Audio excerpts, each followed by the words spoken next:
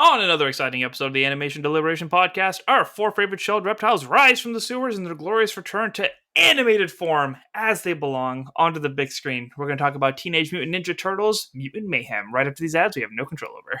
Cowabunga. Sing along if you know the words. A 1, 2, 3, it's time for Animation Deliberation. A conversation and a celebration of our favorite action animated series. Yeah. Yeah, welcome back to another episode of Animation Deliberation, the podcast where we take action, animation, and cartoons seriously, but not too seriously. We're your hosts. I'm Zuhair and And I'm J Scotty St. Clair. And Cowabunga is right. Our favorite turtles are back on the big screen. We've been anticipating this for a long time, especially with the hype of the Across the Spider-Man and how well that's been doing. Similar animation style. We got Seth Rogen at the helm.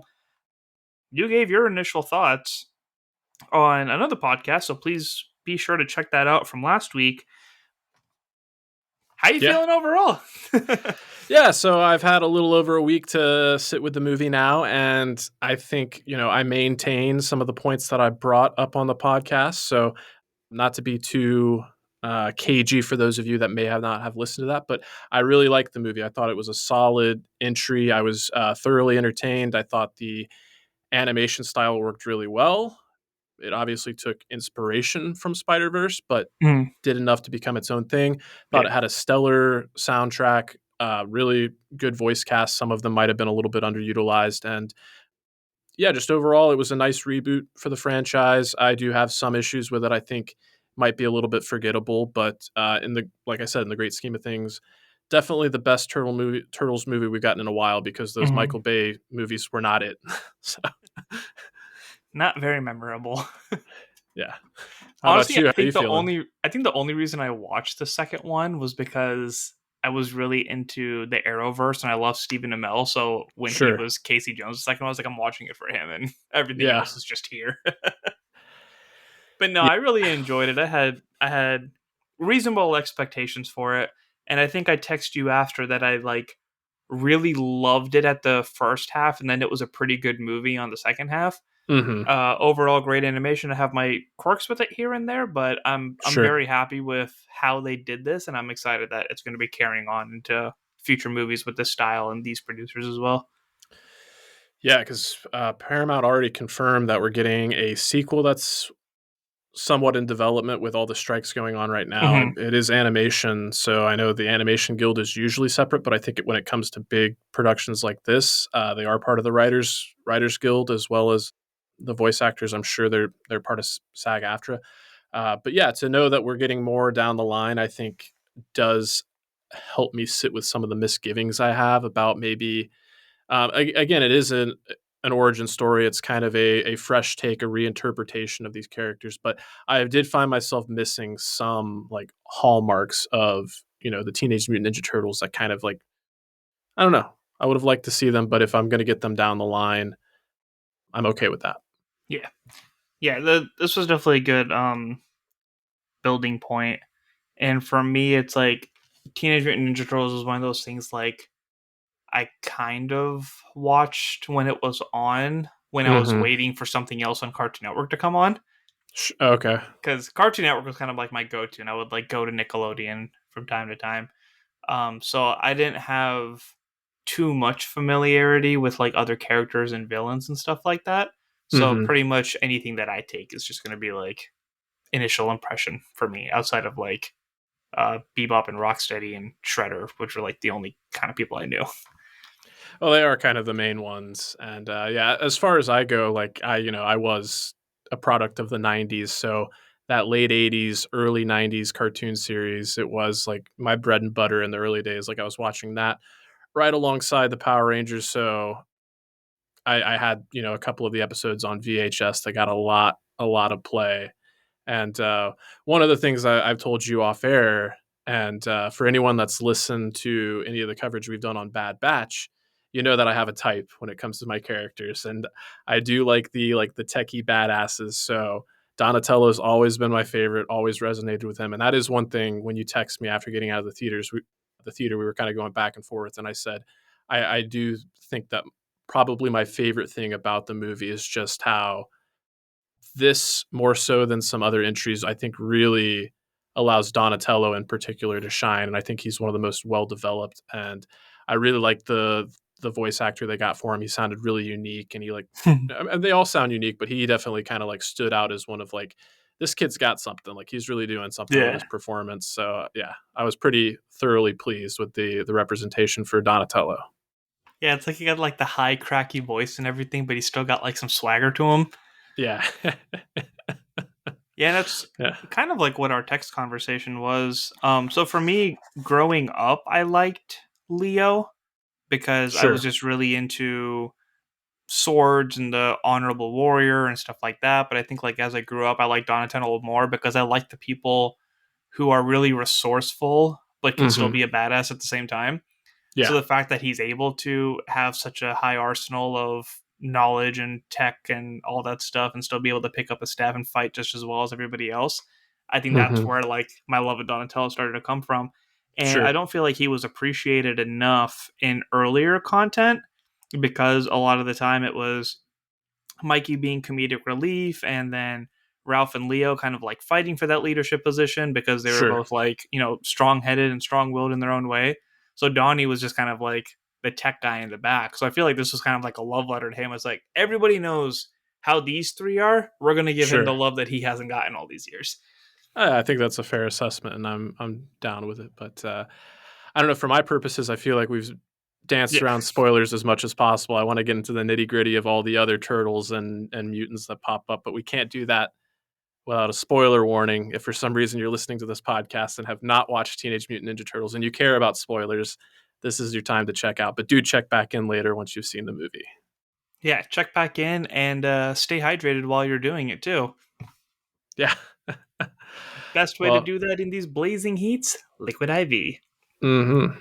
With one stick with a liquid IV and 16 ounces of water will hydrate you 2 times faster and more efficiently than water alone. The result of an extensive R&D process to perfect the flavor and efficiency, Liquid IV combines science-backed zero-sugar technology with the brand's commitment to delicious, real flavor. I am going to say these words this time.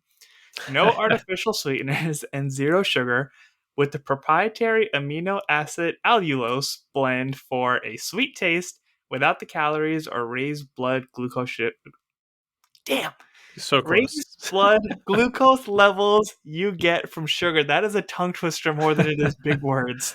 Raised blood glucose levels you get from sugar. We actually had a listener who heard the first time that we announced that they said that they have zero sugar options and commented on the Facebook right away. Oh my God, I've been waiting for this. So if you guys have been excited for that, here it is. They got 3 different flavors that come with the sugar-free options.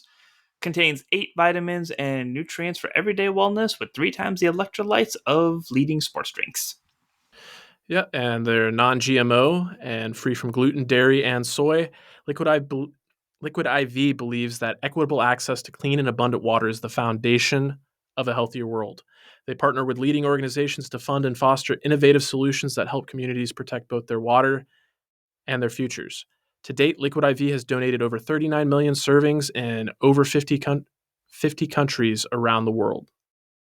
And it's not a spoiler to say, like, this was in the trailer, but Superfly, when he first meets the turtles, he misidentifies them as tortoises. He says something to the effect like, "Oh, y'all some little tortoises, huh?" They're not tortoises. Tortoises are land-based. Turtles are amphibious, so they need water. So much like the turtles that need water, you need water. So stay hydrated and use Liquid IV to help you do that. And you can get 20% off when you grab your Liquid IV Hydration Multiplier, sugar-free or any other variant, at liquidiv.com and use the code STAYWHELMED12 at checkout. That's STAYWHELMED at checkout. 20% off anything you order when you shop Better Hydration today using the promo code STAYWHELMED at liquidiv.com. If you guys have tried the sugar-free version and have a favorite flavor, let me know, because I am getting close to the end of my sea berry packet and I'm going to be ordering again soon. So let me know which flavors I should be trying out. He wants to be a sea turtle with a sea berry. I was about to make a turtle sound, but I don't know what turtle sound likes. It's just pizza. I'll take it.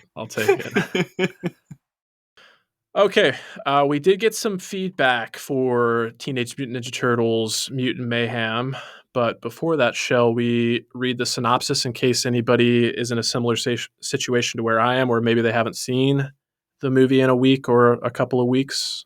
Yeah. I've been to 4 movies in the last 2 weekends, so definitely a lot of scrambling going on. I'm right there with you. I have been using my A-list. I saw, total tangent here, but I saw Randall Park, who many of us may know as Jimmy Woo from the MCU. He had his directorial debut with a movie called Shortcomings, which was actually, I didn't know until afterwards. I did some research. It was based on a graphic novel, but it was it was like half the movie was shot in Berkeley, and it was crazy. Like because I'm here in Berkeley, California, watching the movie in a theater in Berkeley, like recognizing like sights and sounds that are like right outside the theater. It was pretty wild, and it was a good movie. I really enjoyed the movie. So good on Randall Park. Look forward to seeing more from him. That's so cool. Yeah. I finally saw Princess Mononoke last night. Oh yeah, nice. It was great.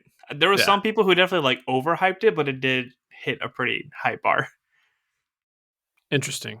Well, like there were some like super fans that just like would not shut up about it. So I was like, I need to see for myself, and like it was a really good movie. Not as good as you hyped it to be, but still a really good movie. Well, Studio Ghibli has that kind of like fervent fandom, and Princess Mononoke, for most people, it's at the top of their list, if not in their top 3. And I think I'm included in that. My list kind of shuffles around, but it's definitely in my top 3. It's solid and probably the most action packed. I was looking at the board, and my favorite is hitting theaters next, which is The Wind Rises. It's actually the only one I haven't seen, so I'm excited to see that one myself. Check that in theaters. Woo-hoo. Also, people, if you guys are on Letterboxd, let us know, because me and Scoots are on it, and I hopped on it today to like add Princess Mononoke, and you were on my feed because you saw it too. So I was like, oh, cool, I don't have to look it up anymore. Just click that. Yeah. One of these days, I'm going to go back and actually type in like a few words and thoughts. But right now, I'm just doing the star thing and whether or not I liked it. Yeah, I'm just letting people know what I see. Yeah, for sure. All right, before I get distracted. All right, let us delay no longer. All right. In Teenage Mutant Ninja Turtles Mutant Mayhem, Techno-Cosmic Research Institute, TCRI for short, executive Cynthia Ultram, not to be confused with Ultron, sends a squadron to hunt down rogue scientist Baxter Stockman, who has created a mutagen to form his own mutant animal family, starting with a housefly. Stockman is interrupted by Ultram's strike force and killed in the resulting explosion, while the mutagen falls into the sewers of New York City. 15 years later, the Turtle brothers Michelangelo, Leonardo, Raphael, and Donatello have been raised by their adoptive rat father Splinter after the 5 of them were transformed into humanoid mutants by Ooze, Stockman's mutagen. Being chased away by humans led Splinter to distrust humanity and train his sons in the art of ninjutsu, instructing them only to leave their sewer homes to steal supplies.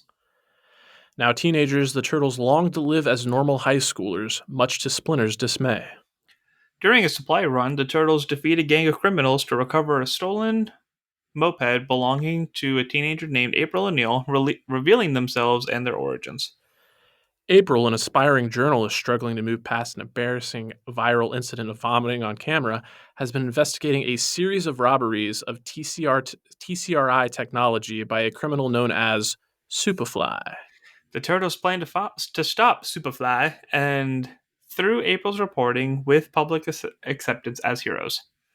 They intercept a piece of stolen technology and meet Superfly under the Brooklyn Bridge, discovering that he is not only a mutant himself, but leader of a mutant gang. Ecstatic to meet fellow mutants, the Turtles bond with Superfly and others as he explains that they were created by Stockman, evading TCRI, and living on an abandoned ship in Staten Island. Like the Turtles, they were attacked by society, and an embittered Superfly has stolen TCRI technology to weaponize ooze to mutate all wildlife on the planet into the new dominant species and enslave humanity. The Turtles try to intervene, but the gang escapes with the equipment while a tracker allows TCRI to capture the Turtles. At TCRI headquarters, the Turtles are painfully milked for their mutagen, but April arrives as Splinter to rescue them. It was great. At the gang's hideout, Splinter and the Turtles convince them that their plan for domination will make them no better than the worst of humanity, and together they turn on Superfly, destroying his machines. However, the ooze combines Superfly with other nearby wildlife into a gigantic whale-like kaiju. He attacks the city, and the Turtles and other mutants attempt to stop him, but are assumed by the public to fellow monsters. April overcomes her anxiety and commandeers a news broadcast to explain the mutants' good intentions, and the citizens of New York come to their aid. Leonardo finds his voice as a leader, utilizing Michelangelo's gift for improvisation, Donatello's intelligence, and Raphael's rage to drop a canister of TCRI retro mutagen into Superfly's blowhole, turning him back into a collection of normal animals. Reconciling with Splinter, the Turtles, April, and the mutants are celebrated by the city. The mutants soon move into the sewers with them. Splinter and Scumbag fall in love, and the Turtles enroll at April's high school, where they are all embraced as heroes. In a mid-credit scene, the Turtles enjoy high school life. While the Turtles and April enjoy themselves at prom, they are under surveillance from Ultron, holding the now unmutated Superfly captive, who plans to recapture the Turtles by enlisting the aid of the mysterious Shredder. Shredder. One thing I really need to get out of the way, I love the call-outs to anime in this movie and how much Attack on Titan was influencing the actions of these scenes. Yeah, that's a great point. Yeah, the fact that Donatello was like an anime buff and came up with they mentioned it in the synopsis, but you have this moment where all the turtles get to like embody what they're known for, like whether it's Leonardo's, bravery and leadership, or Donatello, his intelligence and his resourcefulness. And recognizing that the blowhole is basically that weak spot on the back of a Titan was pretty excellent. It's like, we gotta hit him on the nape of the neck. It's like, oh, that's where the blowhole is. And then when Genghis Frog like picked them up and was like whipping their tongue around the place, I was like, oh my god, that's the ODM gear. Nice. There you go. Yeah, that's great. That's great. And even like on the bulletin board when it's like sign up for anime club, it was like Deku's like All Might impression face. I was like, this is amazing. Yeah. I know the director Jeff Rowe. His previous outing was Mitchell's versus the Machine. Have you seen that one yet? I know Not yet. I'm slacking on that. Okay. I checked it out at the recommendation of many of our listeners, and it's really, really good. And very much like this movie has a lot of like references and meta commentary and comedy. And I know he also worked on Gravity Falls. And I feel like there was one other one that he was known for that's like escaping me right now. But obviously, he's a very good person to have on any animated project, because I feel like he just has this appreciation and an understanding of what animation fans are going to, relish having referenced in their movies. Yeah, keep it up. I loved every second of it. Yeah. And I noticed when we were going down the synopsis, you got particularly tickled when the milking scene was mentioned. And that was hilarious. Just the fact that it was such a running thing. I was like, he's going to milk you, but like he's making it sound like folklore. Like he's making it up to like make the kids go to bed at night type of thing. And the fact that it actually happened and the absolute terror, it's like, we're getting milked. They're milking us. And they came up and was like, I told you you were going to get milked. Like that must have been so satisfying for Splinter. But just, I love when they plant seeds like that, or it's just like a running joke on and on and on until like it finally happens. It's so beautifully done. Yeah, that was one of the moments where the comedy really shined. And I also think where the comedy really shines is when it allows, and it's one of the best parts of the movie as well, the fact that they did choose to like really embrace the fact that the Teenage Mutant Ninja Turtles are teenagers. And a lot of times I feel like we've seen them as older teenagers, like 17, 18 maybe. Like they feel like they're 14, 15, maybe 16 for the oldest of them. And with that in mind, it's the moments where they really just get to like be themselves and be brothers and like have their goofy quirks. So there was the scene where they were talking with April and they started talking about like a bacon, egg, and cheese sandwich. And then they just like go through this like 2-minute thing where they're all just saying like bacon, egg, and cheese. I'll take a bacon, egg, and cheese, please. And April says something like, maybe it's better if the world doesn't see as much of you. Like I'm probably going to have to cut some of this stuff. And then they just immediately go, bacon, egg, and cheese. Let me get bacon, egg, and cheese. Yeah, all the stuff of just like kids being kids was so wholesome and so well done. Yeah. Like when they're all sitting on their bunk beds with their phones, like first off, who's paying for their cell plan? For sure. And I love little things of like them just wanting to go to the movies and get snacks, and I'm telling on dad, and just I just love every bit of it. The energy and the vibe of it was just so adorable. Yeah, and when they went to go see the movie, it was Ferris Bueller, and it was actual like they just took the film and put it into the movie. So it's like you've got everything else being so stylized and animated, and it's just regular Live Ferris action. Bueller. Yeah, Yeah. that'd be funny if they animated that. Yeah. I'd watch at least a little bit of it to see if I liked it. With that being said, it kind of reminds me like so talking about the animation style, it has a very like hand drawn approach to it, like a bunch of extra like squiggles on the outlines, Mhm. and there's no real like how do I want to put this? Like in terms of the way things are like skewed and distorted with their perspective, like there are rules to the world when it comes to like the architecture and the buildings, but when it comes to like the human characters, especially outside of April, I feel like they're all kind of depicted in this gross way to where they're almost more gross than the turtles themselves. Like I know one of like the Mhm. newscaster ladies, like she had a weird thing going on with her like cheekbone on one side and then the other side of her face was like completely flat. So it's very stylized, very exaggerated.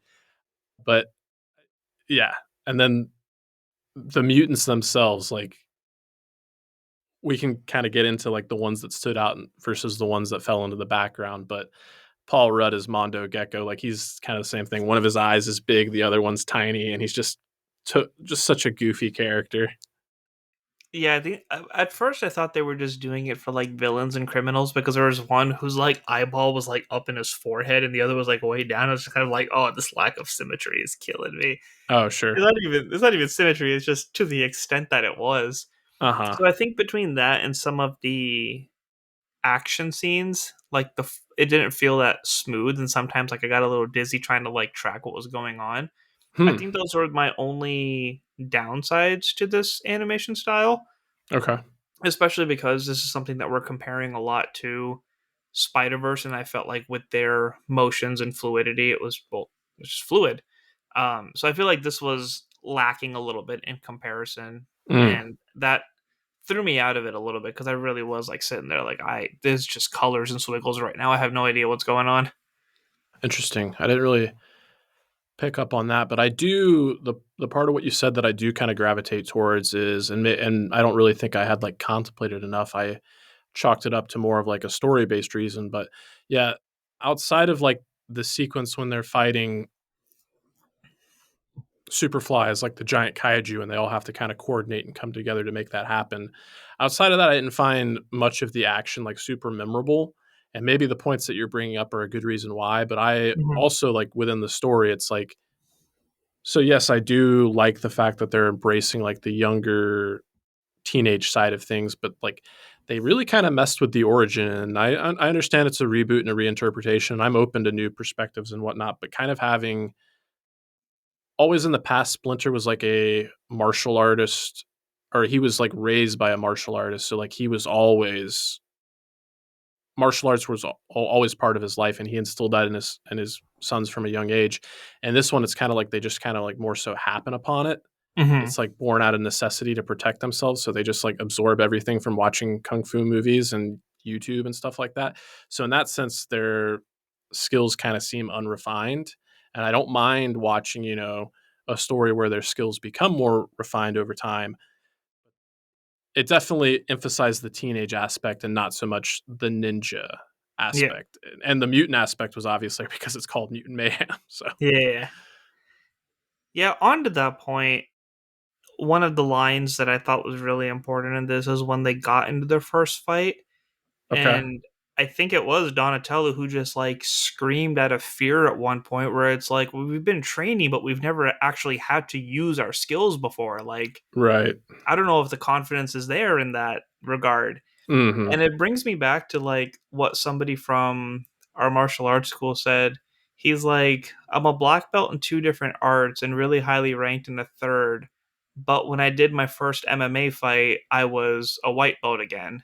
Because yes, I have this technique and foundation and fundamentals and stuff like that, but the technique of actually causing harm to another person in this setting was a whole new experience. So I like that they Okay. like address that in a way too, where it's like, sure, Yeah. we've been training all our lives, but we never actually had to fight bad guys. The Yeah, whole that's fair. vigilante thing didn't even start until this movie. So Sure. while I wasn't sure what their origins were, I didn't realize that this was something much different than that. I do appreciate it, like from that aspect that Splinter gave them this out of necessity to protect themselves, and they always had the confidence to be sneaky and protect themselves, but never actually had to go out and look for a fight, and they were actually scared when they were confronting somebody for the first time. Mm-hmm. Yeah, I think that's a legitimate explanation, and I buy that. And yeah, it was definitely a part of the story, even if they didn't necessarily like hang a lantern on it. Yeah, I do recall that line of dialogue from I'm pretty sure it was Donatello. So Which that yeah. actually led up to my favorite fight scene in the movie, Oh, okay. because that was kind of like the hallway look, like everything was just going from left to right. And they Mm-hmm. were like, fighting guys and taking turns and going down. You see the big smiles coming off their faces because they have the confidence now. They're like, oh, we can do this. And I Right. think Right. that's why I enjoyed it, because it was just going in one line. It was a lot easier to track. It Mm-hmm. was Mm-hmm. when they started like trying to pan the camera all over the place that I was like, Okay. Okay. Well, I know we do have some feedback, but before we get to that per se, I kind of wanted to talk about the turtles individually a little bit. Like I feel like we've talked at length about Donatello, but I said this on my initial kind of reaction last week, but as I've had more time to sit with it and spend with it, I do kind of stick to the point that I think this is a great voice cast, great young voice cast. It's nice to have these characters actually voiced by teenagers, but nothing against the performer's performance per se, but I do just feel like Michelangelo was miscast. Like okay. even if even if we're seeing a young Michelangelo and he's, not yet the party dude that he is to become, they make all these illusions that he's like the funny one or he's like good at improvisation, like he's supposed to be the heart of the team. And I just feel like the voice is too calm and too subdued. Like it just did not at any point ever feel like Michelangelo to me. And I can't say that about any of the other turtles. I thought all of the other turtles, while we were seeing, the beginnings of their personalities, which may develop and become stronger over time, at least there was still something there for me to like, recognize and glom onto. And I hate to say I didn't feel that with Michelangelo. So you feel that it was a performance thing? Because I thought it was a direction thing. Well, that's what I'm saying. Like, it's probably more of a direction thing Because because, something went wrong with Mikey. well, it's just like I think I'm trying to think about some of his lines that stood out to me, and it's like you have the line in the trailer where Splinter catches them as they come back from like watching the movie, and they were supposed to be getting supplies, but they were gone for a long time, and then Leo says, "Oh, the guys wanted to get pizza. I'm sorry," and then Michelangelo's like, "You ratted us out," and Mm, and then Splinter gets on to him and he says, "Sorry, Dad," and it's just he's not animated or anything. Like there's a lot of mm, restraint. He's very subdued. He's like I said it in my initial reaction, but he feels like the calmest of all the turtles, and that's not Michelangelo. yeah. I think they threw a little more of that rowdiness into Ralph. Well, I mean, Ralph is supposed to be rowdy, but Michelangelo is like right there alongside him. Like Yeah. they're the knuckleheads Yeah, of the I group. agree that they were lacking. And one thing that really stood out to me that I wasn't happy with is they only used Cowabunga once in the movie, and it was slow mode. Like he finally has a moment that's on him. It's Cowabunga. It took me a second to be like, what is he saying? So That's yeah, fair. while I feel like Donatello was intentionally getting more attention, Mikey definitely was just kind of like, no pun intended, a fly on the wall. Mm, yeah. Yeah, and I don't mean to be overly negative. Like I said, I really don't fault the performer. I do think it was just an instance of like maybe Shaman Brown Jr. Maybe he could have gotten there with better direction, but I just kind of keep going back to like if I was the casting director, I think I just would have cast somebody with. I wouldn't reverse roles or anything like that, but I almost feel like the energy that Micah Abbey brought to Donatello was more of what I was like expecting from Michelangelo, like more upbeat, like more energetic, more like less restraint. Like that's Michelangelo. Michelangelo is the one to put his foot in his mouth. He's the one to make mistakes. he's the one that the rest of the brothers kind of have to look after. And again, I'm open to new interpretations, but I just really felt like Michelangelo was the furthest removed from who he was supposed to be. But I don't want this to turn into like a loop of me just like bagging on Michelangelo. So no, that's all fair remarks. I'm with you on that. Okay. So hopefully they just take notes and find a way to do better with it on the next one. Yeah, maybe I'm alone. Maybe I'm on an island when it comes to that, because I know I did read Andre Sparks' feedback, and he kind of pushed back at some of the things I brought up. But with your familiarity of this universe and the villains and this and that, were you thrown off? Like, I know it was in the trailer and in the title. How did you feel about all these mutants making their appearance in the very first movie? That's a good question. I really liked getting to see some of them,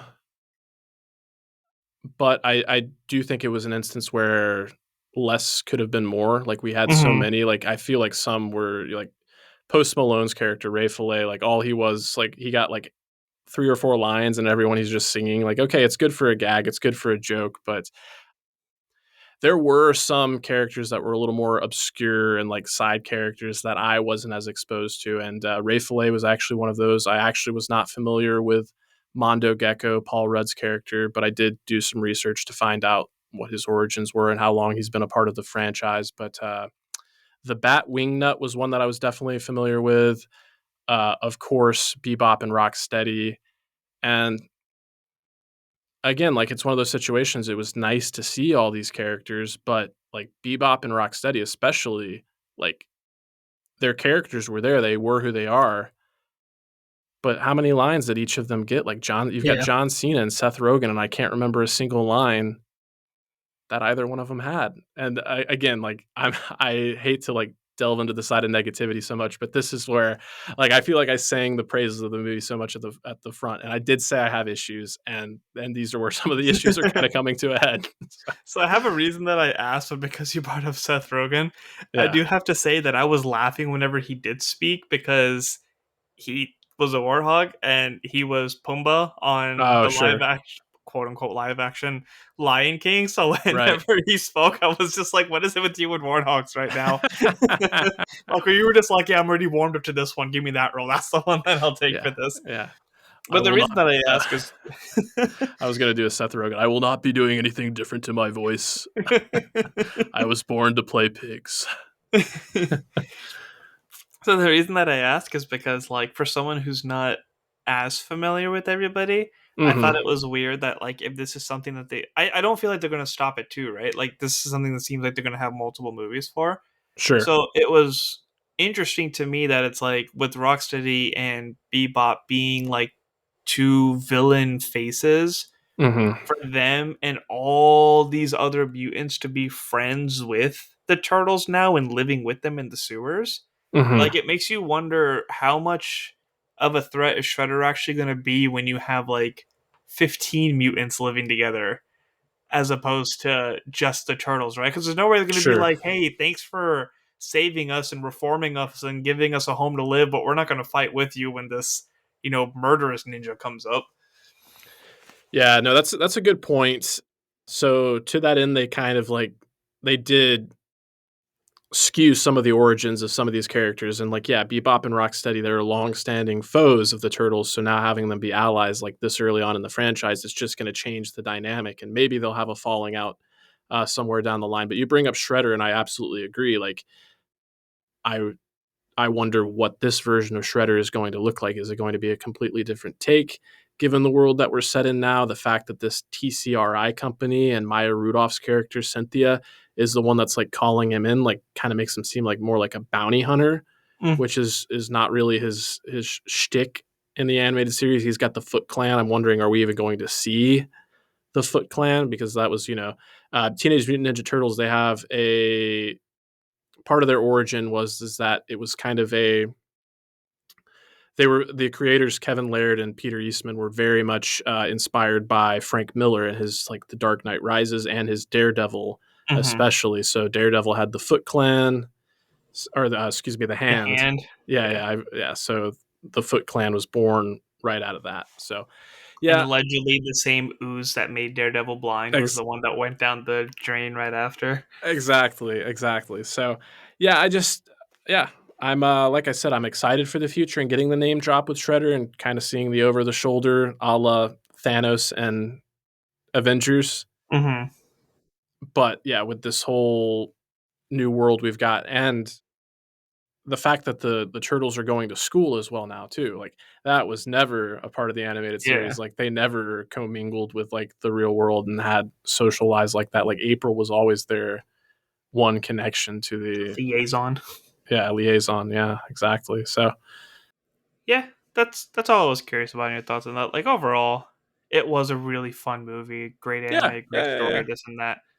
But like I said, like I thought the first part was like incredible in the emotions that they were building up to, and then it just like I try not to think about things like that sure it like during the movie, but it has been something I was like, man, this movie really gave me a lot of questions, and they're not necessarily bad questions. It's just more of like I'm overthinking the direction, and we may not get answers to it for like a year. It's not like, oh my god, like they set this and this up, like how is this going to happen? It's just kind of like, wait, this actually isn't making sense to me right now. Well, and yeah, I also think it's worth like bringing up the point, like we say on this podcast all the time, animation is not just for kids, but sometimes animation is for kids. Like it's marketed directly for kids, and I do think this is a kids movie, much like the Super Mario Brothers movie, and I'm willing to accept that like I might not have been the target audience for this movie. Like I think they were targeting a younger audience, and I think like had I been a father with like, kids in the age range to watch this movie, I enjoyed the movie, but my enjoyment probably would have been enhanced if it was like, oh, I love the Turtles when I was growing up. Now I get to pass this down to my kids. I think that's what the movie is for, and like hopefully that's the reason that it's resonating with people. And I don't have the box office numbers right in front of me, but it had a pretty decent outing, especially with the competition it was going up against. I think the only newcomer that outgrossed it, other than the mainstays Barbie and Oppenheimer, was the Meg 2. So opening at fourth when the competition at the box office is this heated, which is crazy for August, bodes pretty well for the movie. The animated project grossed around $51 million from movie theaters across the planet, giving a solid advantage as the summer movie season approaches its conclusion. $43 million out of that came from the US and Canada alone. Yeah, so not bad. Yeah. And if it's anything like Elemental had kind of a weak start for a Pixar movie, but it's just been that little movie that could, like, it's just been quietly in the background, continuing to make more and more money. So not the disappointment that people initially thought it was. And I think nobody's saying that about Teenage Mutant Ninja Turtles at this point, but I think it could probably benefit from a similar scenario in viewing behavior. So if this is for a smaller audience, I'm wondering how many kids are going to want to watch Attack on Titan right after. And a whole new generation is born. Did you have more that you want to get into specifically before we move on to feedback, or where are you at right now? I think I'm good. Okay. Let's talk about Mr. Andre Sparks' feedback. Do you want to tackle that? Yeah. So Andre says, "Hey guys, so for the new TMNT movie, my son and I loved it." There we go. All the turtles in April are so young and aren't experienced like we are used to. I think that makes sense for what they are trying to do. Michelangelo was funny, but not the party dude yet. That makes sense because he hasn't been to any parties. Leonardo is the leader, but he hasn't really experienced what truly means yet. So I loved how at the end he really started that leadership role. I liked how he was the one in love with April. That was different. Usually it's Mike or Donnie. Mm. Donatello was smart, but not the super smart one we know he will be in the future. I did like how he was the driver, though.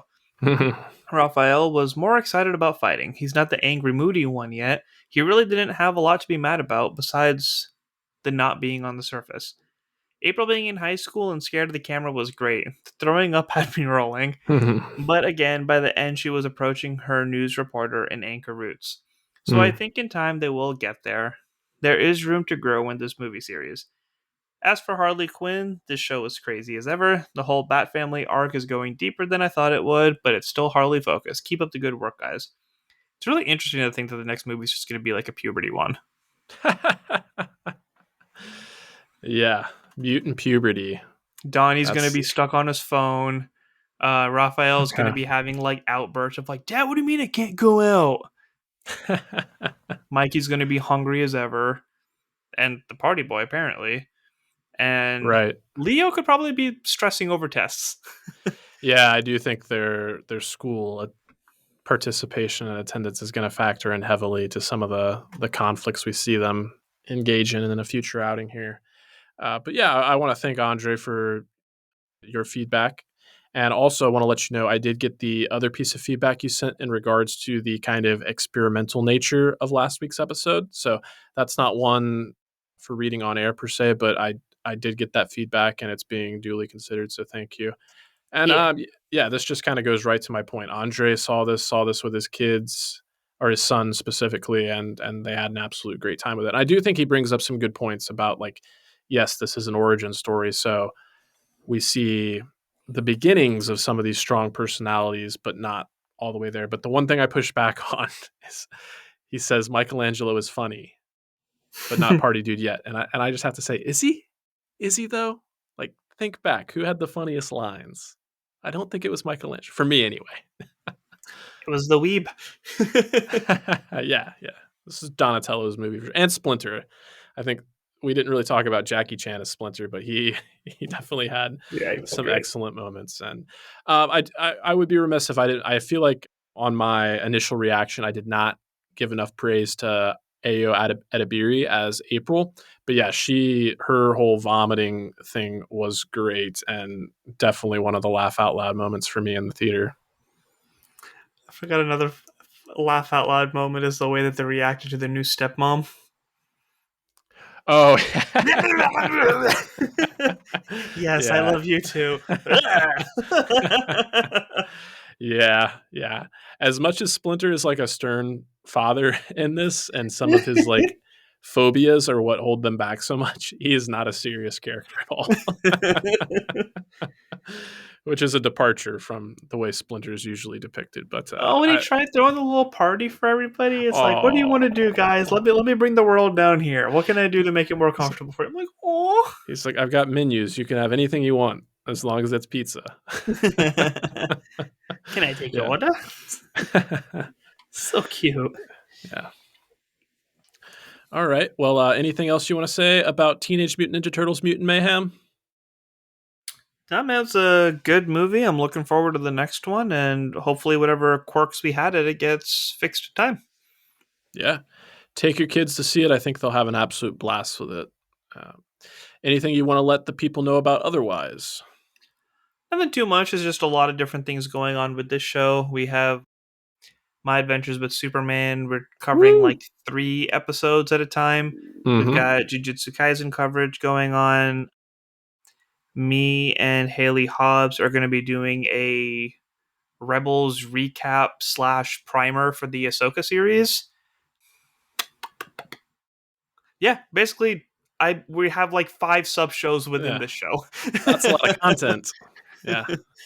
And if you appreciate all that content, we would appreciate a little support. So if you like what we're doing here, give us a review, share us, like and subscribe. All of those things are beneficial to the algorithm.